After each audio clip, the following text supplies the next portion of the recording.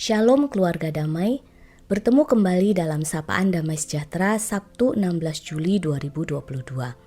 Mari, sebelum kita bersama-sama merenungkan firman Allah, kita siapkan hati dan pikiran kita bersatu di dalam doa. Bapa di surga, kami mengucap syukur buat kasih-Mu di hari baru yang Kau berikan bagi kami. Kami mengucap syukur bahwa dalam setiap hari baru, kami masih beroleh kesempatan untuk mendengar dan merenungkan firman-Mu. Kami memohon ya Roh Kudus, hadirlah bersama kami, bukalah telinga, hati dan pikiran kami, agar kami sungguh-sungguh mendengarkan dan siap untuk menerima apa yang hendak Tuhan ajarkan kepada kami. Terima kasih Tuhan, dalam nama Yesus kami berdoa, amin. Bapak Ibu Saudara yang terkasih, renungan kita hari ini kita dasarkan melalui firman Tuhan yang tertulis dalam Lukas 8 ayat 4-10.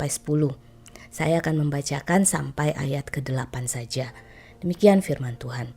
Ketika orang banyak berbondong-bondong datang, yaitu orang-orang yang dari kota ke kota menggabungkan diri pada Yesus, berkatalah ia dalam suatu perumpamaan. Adalah seorang penabur keluar untuk menaburkan benihnya.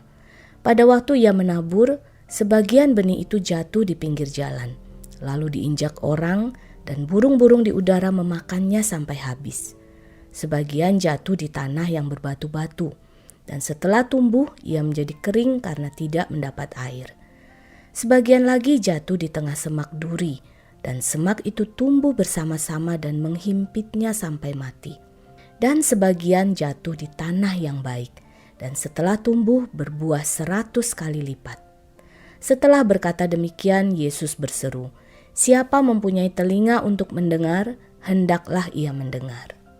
Keluarga damai yang terkasih, Yesus memakai perumpamaan tentang penabur untuk menjelaskan kepada para pengikut dan murid-muridnya tentang beberapa respon yang berbeda terhadap pemberitaan firman Allah.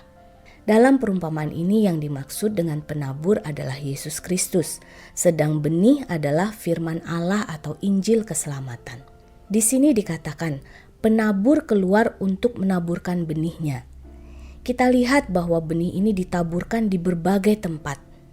Ini menunjukkan bahwa kasih Tuhan tidak membeda-bedakan. Tuhan mengasihi seluruh dunia dan Injil keselamatan memang seharusnya diberitakan kepada semua bangsa. Bapak Ibu Saudara yang terkasih, kalau kita melihat statistik dunia saat ini, jumlah penduduk dunia saat ini mencapai 7,9 miliar. Dan diperkirakan 85% menganut agama tertentu. Dan penganut agama Kristen sendiri diperkirakan mencapai sekitar 2,4 miliar. Demikian besarnya jumlah manusia di bumi saat ini.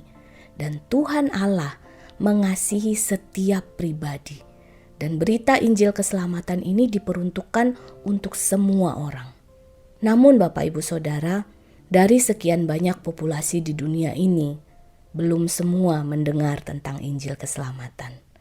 Dan dari mereka yang sudah mendengar, perumpamaan ini menjelaskan bahwa ada 4 kategori bagaimana orang akan merespon terhadap firman Allah yang sudah mereka dengar.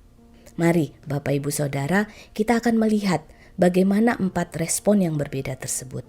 Yang pertama, benih yang jatuh di pinggir jalan lalu diinjak orang dan burung-burung memakannya. Ini menggambarkan mereka yang mendengar Injil keselamatan tapi tidak sungguh-sungguh mendengar atau menerima.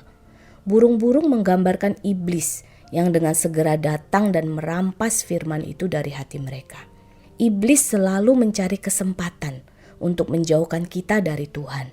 Seperti dikatakan dalam 1 Petrus 5 ayat 8, "Sadarlah dan berjaga-jagalah, lawanmu si iblis berjalan keliling sama seperti singa yang mengaum-aum dan mencari orang yang dapat ditelannya."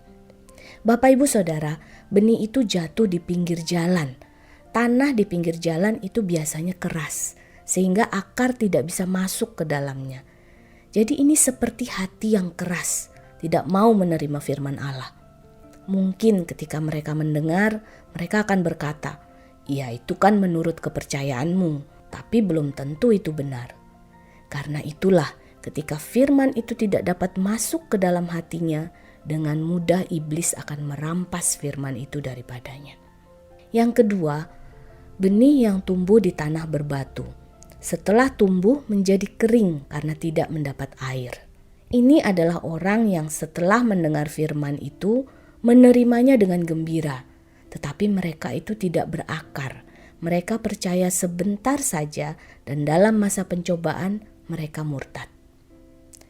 Bapak, Ibu, Saudara yang terkasih, ada banyak orang ketika mendengar tentang Yesus dan karya keselamatannya, mereka begitu bersukacita, mereka begitu bersemangat.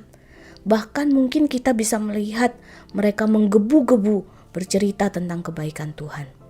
Namun sayangnya, secepat mereka percaya dan bersukacita karena Injil, secepat itu pula mereka berputus asa dan berpaling dari Allah. Mungkin mereka akan berkata, ya, kalau sedang di gereja, menyanyi bersama-sama, mendengar firman Tuhan yang bagus-bagus, yang indah-indah, seru sih. Tapi kalau sudah kembali ke kehidupan sehari-hari, ya sudah lupa, sudah hilang rasanya. Nah, Bapak Ibu Saudara, disinilah permasalahannya. Kekristenan bukan hanya sekedar perasaan yang bisa dibentuk karena suasana. Namun kekristenan itu adalah relasi, hubungan pribadi dengan Tuhan. Jadi iman mereka ini tidak bisa berakar karena mereka mendasarkannya pada hal yang salah. Mungkin mereka mendasarkannya pada pengalaman emosional belaka. Sehingga ketika euforianya mulai meredup, mereka pun berpaling. Atau mungkin mereka percaya karena orang lain. Jadi mereka mendasarkan iman percaya mereka berdasarkan hubungan orang lain dengan Tuhan. Baik itu orang tua, atau mungkin pasangan, atau mungkin pendeta atau penginjil yang mereka idolakan. Sehingga ketika orang tersebut mengecewakan mereka, atau mungkin orang tersebut meninggalkan mereka, atau bahkan meninggalkan Tuhan, maka mereka pun seperti kehilangan pegangan. Dan akhirnya mereka pun ikut meninggalkan Tuhan. Yang ketiga, benih yang jatuh di tengah semak duri dan semak itu tumbuh bersama-sama dan menghimpitnya sampai mati. Ini adalah orang yang telah mendengar firman itu dan dalam pertumbuhan selanjutnya mereka terhimpit oleh kekhawatiran dan kekayaan dan kenikmatan hidup sehingga mereka tidak menghasilkan buah yang matang. Bapak Ibu Saudara yang terkasih, yang menarik di sini dikatakan bahwa semak itu tumbuh bersama-sama. Ini berarti bahwa semak yang menghimpit itu tidak tumbuh dalam sekejap, namun dalam beberapa waktu. Semak itu tumbuh bersama-sama dengan benih itu, tapi perlahan-lahan menghambat pertumbuhannya dan bahkan akhirnya menghimpitnya sampai mati. Demikianlah halnya dengan orang-orang yang mendengarkan firman Tuhan, bertumbuh dalam pengenalan akan Tuhan, namun seiring berjalannya waktu, hal-hal lain mulai mengganggu mereka. Mungkin ambisi dalam karir. Tidak ada yang salah dengan karir, tetapi ketika ambisi atau obsesi itu mulai mengalahkan segala-galanya, nah ini mulai berbahaya. Atau mungkin hal-hal yang berhubungan dengan penampilan fisik dan materi. Apalagi saat ini dengan maraknya media sosial, sehingga orang ingin menampilkan fisiknya atau materi hal-hal yang dia miliki. Sehingga hal-hal ini mulai membawa dia menjauh dari Tuhan. Atau mungkin juga kekhawatiran-kekhawatiran yang sebenarnya tidak perlu. Hal ini lalu perlahan-lahan membuat mereka mulai hilang ketertarikan untuk mendengar dan mempelajari firman.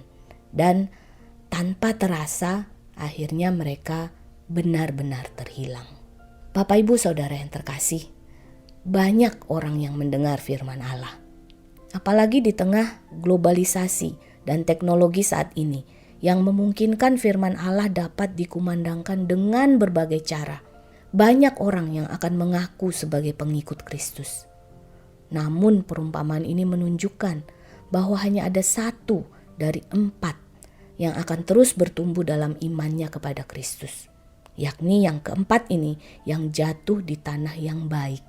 Dan setelah tumbuh berbuah 100 kali lipat.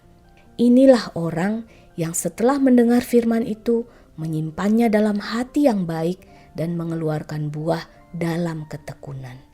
Ketika benih itu jatuh di tanah yang baik, ia akan berakar sehingga ia dapat mengambil nutrisi terus-menerus dari dalam tanah dan dapat bertumbuh dan berbuah. Bapak, Ibu, Saudara yang terkasih, bagaimana kita merespon terhadap firman Allah yang kita dengar? Yesus mengatakan dalam Matius 7 ayat 24-27, "Setiap orang yang mendengar perkataanku ini dan melakukannya, ia sama dengan orang yang mendirikan rumah di atas batu. Ketika turun hujan, datang banjir, angin melanda, tapi rumah itu tidak rubuh sebab didirikan di atas batu. Tetapi setiap orang yang mendengar perkataanku ini dan tidak melakukannya, ia sama dengan orang yang bodoh yang mendirikan rumahnya di atas pasir. Sehingga ketika turun hujan, datang banjir, angin melanda, rubuhlah rumah itu." Bapak, Ibu, Saudara yang terkasih, mari kita renungkan bersama. Tanah yang seperti apakah hati kita? Apakah kita akan bertumbuh dan berbuah bagi Kristus? Atau hanya akan menjadi kering dan mati di tengah gemerlap dunia ini? Bapak, Ibu, Saudara yang terkasih, ketika kita mengambil komitmen untuk mengikut Tuhan, mari kita juga mengambil komitmen untuk terus belajar dan merenungkan firman Tuhan, mendengar firman Tuhan dan melakukannya dalam hidup kita sehari-hari, agar kita terus berbuah bagi kemuliaan Tuhan. Yohanes 15 ayat 8 mengatakan, "Dalam hal inilah Bapa-Ku dipermuliakan, yaitu jika kamu berbuah banyak, dan dengan demikian kamu adalah murid-murid-Ku." Mari kita berdoa. Bapa di surga, kami mengucap syukur buat firman-Mu hari ini yang mengingatkan kami kembali akan kasih-Mu yang sudah memanggil dan menyelamatkan kami. Tuhan Yesus, hari ini kami ingin kembali meneguhkan komitmen kami untuk terus mendengar dan belajar akan firman-Mu hari lepas hari. Kiranya Roh Kudus menuntun kami agar semakin hari kami semakin mengerti akan kehendak-Mu. Dan kiranya hanya kekuatan yang daripada-Mu yang boleh memampukan kami untuk melakukannya dalam hidup kami sehari-hari. Terima kasih Tuhan, dalam nama Yesus kami berdoa dan mengucap syukur. Amin. Keluarga damai, sudah siapkah kita memupuk hati untuk menjadi tanah yang subur bagi firman Allah? Mari kita terus berakar, bertumbuh dan berbuah bagi Kristus. Tuhan memberkati.